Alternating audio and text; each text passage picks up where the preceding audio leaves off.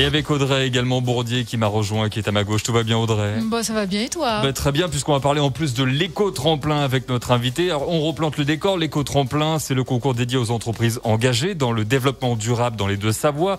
Alors, si vous êtes une entreprise, une start-up, une association, vous allez jusqu'au 9 mai pour candidater. Hop là, vous allez sur radiomontblanc.fr. Il y a 6 catégories, vous choisissez selon votre domaine d'activité: innovation, mobilité, tourisme durable, made in local, aménagement montagne ou encore économie sociale et solidaire.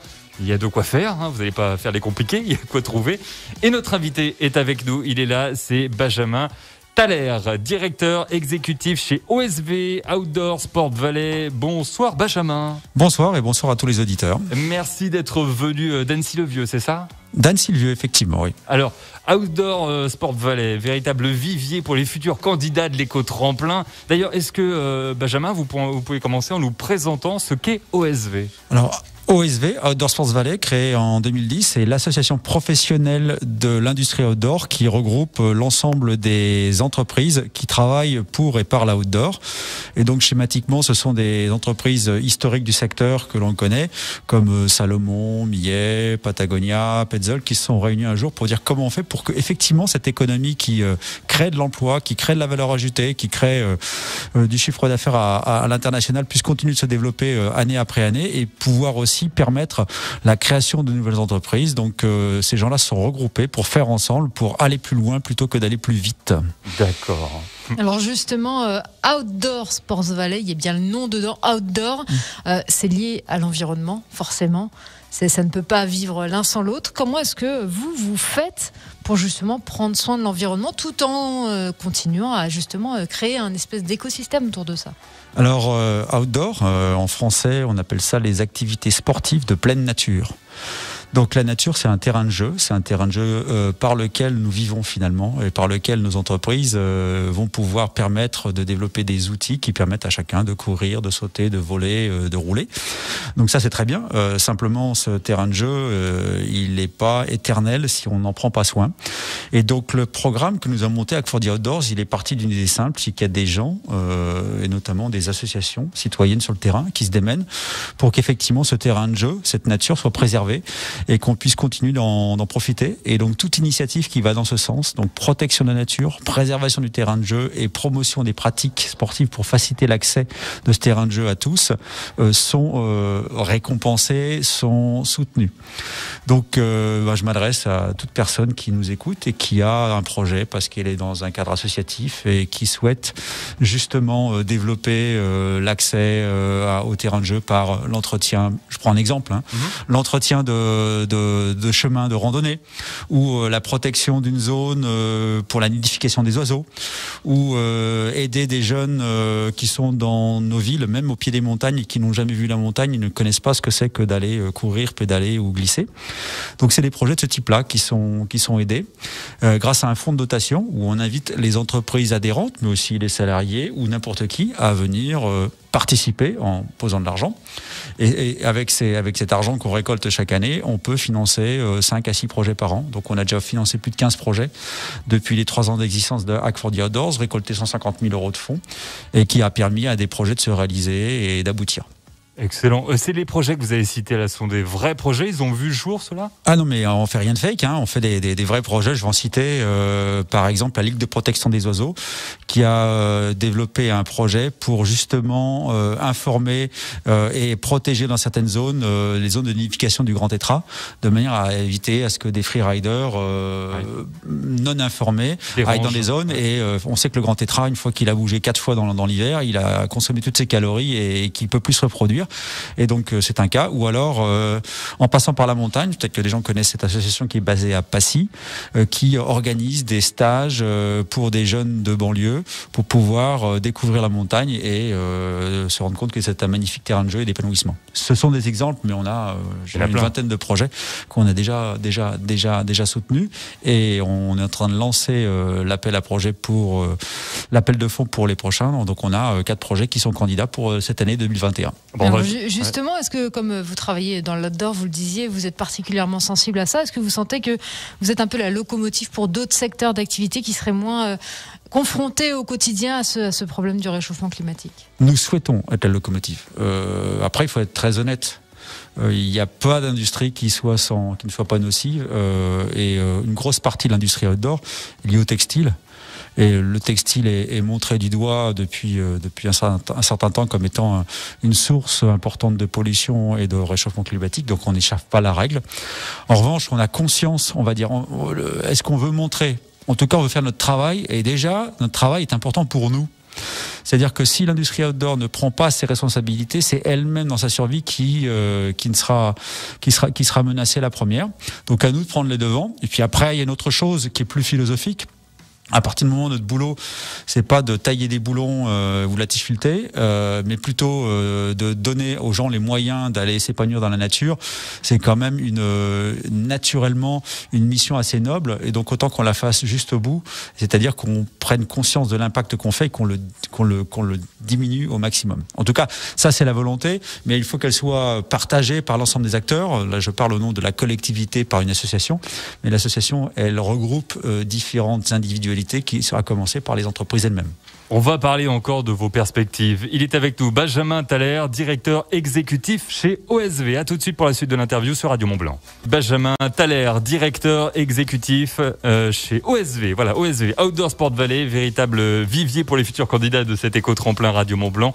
Et on a une première question pour cette deuxième partie. Et oui, parce que vous disiez OSV, c'est vraiment l'engagement pour l'environnement. C'est une grosse communauté. Alors déjà, vous êtes combien d'entreprises? Vous représentez combien d'entreprises? Il y a plus de 470 entreprises qui sont dans le secteur de la filière outdoor, dont notamment plus de 250 ce qu'on appelle marques et détaillants, qui sont vraiment des fabricants, fournisseurs, distributeurs qui développent ou vendent des produits pour les pratiques outdoor, de l'équipement, des chaussures, du textile ou autre nécessaire pour pouvoir s'amuser dehors. Des grandes et des petites entreprises aussi, j'imagine. Enfin, il y a vraiment de tout à OSV. Oui, il y a une grosse partie. Il y a des grands et des poids lourds, on va dire, des locomotives, ce qu'on appelle des OTI. Je vais notamment signer, parce que là, on sort juste du tunnel publicitaire, donc je peux citer des marques, hein, c'est bien. Donc, j'ai cité par exemple des gens comme Rossignol, Salomon, Petzl, TSL. Et puis il y a des entreprises de taille, je dirais, intermédiaire, des PME, comme notamment des gens comme Sidas ou Picture, par exemple, des sociétés qui pourraient donc être candidatées à l'éco-tremplin. Picture, oui, effectivement, on va porter les Picture parce qu'effectivement, quand on parle de développement durable, d'engagement de société, les noms qui viennent sont des noms comme Patagonia, qui est l'entreprise américaine basée en Californie, créée par Yvon Chouinard, qui a inspiré beaucoup de monde, et notamment en créant le mouvement 1% pour la planète. Mais plus près de nous, et parmi nos entreprises, les entreprises exemplaires, on cite Picture, qui effectivement est très engagé dans ce domaine-là, puisque Picture Organic Clothing au départ, qui dès sa fondation a essayé de travailler dans l'esprit de réduire son impact. Mais ceci dit, ce mouvement, c'est un mouvement qui fait tache d'huile, en tout cas qui est partagé, puisque même des grosses entreprises comme Rossignol et Salomon sont engagées sur les gros programmes RSE. On peut parler des chaussures Index qui ont été sorties par Salomon, ou tout le programme Respect qui a été sorti par Rossignol. Je les cite à titre d'exemple pour qu'on puisse s'en rendre compte. C'est un mouvement qui est en marche, qu'on souhaite amplifier grâce à OSV et à partager avec l'ensemble des entreprises du secteur. Est-ce que c'est facile aussi pour les petites entreprises justement de suivre ce pas-là, parce qu'elles ont moins de moyens forcément ? Alors on aurait tendance à dire que c'est plus difficile, d'autant plus que ces entreprises, ça constitue à peu près notre association, quasiment 70% sont des TPE, donc des sociétés de moins de 10 personnes. Et on peut se dire que plus on est petit, plus on est dans la survie et moins on peut se travailler sur le superflu. Et je dirais, c'est paradoxalement presque l'inverse. C'est-à-dire que les entreprises, et notamment les plus jeunes, ce qu'on appelle les startups, puisqu'on a un gros programme au sein d'OSV qui est l'OSV Startup Programme, avec notamment des pépinières qui sont installées tout au long de l'arc alpin, et notamment des sociétés qui sont très jeunes, qu'on aide à développer par un programme d'incubateur ou de parrainage. Ces entreprises, à leur création, très souvent, ont dans leur démarche pas forcément une mission clairement formulée, mais une intention orientée développement durable. Et donc on a pas mal d'entreprises de ce type-là qui seraient quasiment exemplaires. D'accord. Et quelles sont les perspectives pour OSV ? Ben justement, déjà promouvoir ces entreprises. Je prends l'exemple, on a une entreprise comme Nosc qui est basée à Passy et qui s'est développé son modèle à partir de produits qui sont des produits durables. Elle fait des t-shirts, ou de l'équipement pour le trail running à base de produits éco-conçus, comme fait à base de fibres à l'huile de ricin. Une nouvelle société qui vient de rentrer dans l'incubateur qui s'appelle Wise. Wise, ça veut dire un peu l'intelligence et qui justement veut travailler sur des produits éco-conçus. Campsider qui est en train de lancer un site de vente de produits de seconde main. Donc on a des tas d'entreprises qui sont dans ce type-là. Je pourrais en citer en des tas. Donc déjà, c'est favoriser cet état de fait et puis aussi le partager au maximum au sein de la communauté par des activités, par des actions qui vont se développer. Donc il y a 2 actions qu'on est en train de développer aujourd'hui. Alors on le met en anglais, c'est l'OSV Sustainability Program. Et en français le programme développement durable de Outdoor Sports Valley. Globalement, c'est les entreprises qui sont volontaires. On va lancer tout un programme de sensibilisation des entreprises, des salariés, des dirigeants à la problématique du réchauffement climatique, les aider à formuler ce qu'on appelle leur mission et qu'elles définissent, qu'elles puissent se positionner comme entreprise à impact, et ensuite les coacher pour qu'elles puissent mettre en place des actions correctives de manière à ce que l'ensemble de l'industrie outdoor soit neutre en termes d'émissions carbone à 2030 pour répondre aux accords de Paris. Et on va encore plus loin puisqu'on a lancé cette année en collaboration avec le Cluster Montagne et Domaines-Cap de France, avec l'ensemble des entreprises volontaires, un programme mutualisé de bilan d'émissions de gaz à effet de serre. Donc un certain nombre d'entreprises volontaires participent à ce programme-là, vont se faire auditer pour qu'elles puissent mesurer quel est effectivement leur impact et ensuite savoir engager elles-mêmes les actions prioritaires pour réduire leur impact.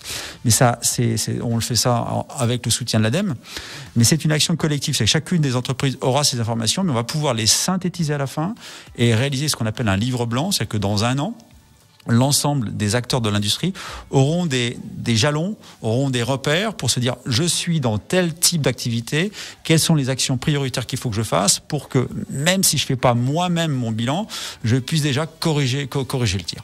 Donc des actions importantes de manière à effectivement faire évoluer notre process, faire évoluer notre modèle pour qu'on puisse faire ce qu'on veut faire. Nous, on veut être accélérateur de la filière, mais surtout contribuer à construire un modèle porteur d'avenir. Et c'est là, pour répondre à votre question, peut-être que là, à ce moment-là, l'industrie outdoor, ça va regarder positivement, mais au travers d'actions concrètes qu'elle aura mises en place et qu'elle pourra partager avec d'autres industries, notamment au niveau local. Et là, on sait qu'il y a beaucoup de besoins de partage et d'envie d'aller dans le même sens.